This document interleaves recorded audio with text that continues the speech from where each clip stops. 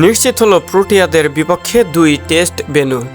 রাজনৈতিক অস্থিরতার কারণে নারীদের টি-20 বিশ্বকাপ সরে গেছে বাংলাদেশ থেকে। এরই মধ্যে দক্ষিণ আফ্রিকা বাংলাদেশ টেস্ট সিরিজ খেলতে আসবে কিনা তা আগামী সপ্তাহে নিশ্চিত করবে দেশটির ক্রিকেট বোর্ড।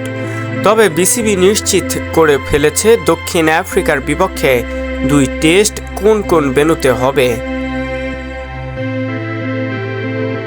বিসিবি সূত্রে জানা গেছে, সব ঠিক থাকলে 2 ম্যাচের টেস্ট সিরিজ খেলতে আগামী 16 অক্টোবর বাংলাদেশে পা দেবে প্রোটিয়ারা।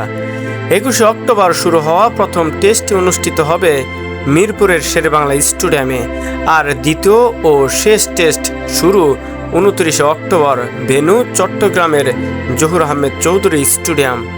2 টেস্ট খেলে 3 নভেম্বর বাংলাদেশ ছাড়বে প্রোটিয়ারা।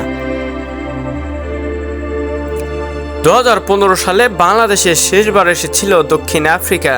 তখন পূর্ণাঙ্গ সিরিজ খেলতে এসেছিল তারা। বাংলাদেশ টি-20 সিরিজ হেরেছিল 2-0 ব্যবধানে। তবে ওয়ানডে সিরিজ 2-1 ব্যবধানে জিতেছিল টাইগাররা।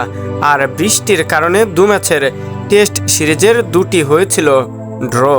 এদিকে দক্ষিণ আফ্রিকা বাংলাদেশ সময় আসবে তা আগামী সপ্তাহে নিশ্চিত করবে বিসিবিকে।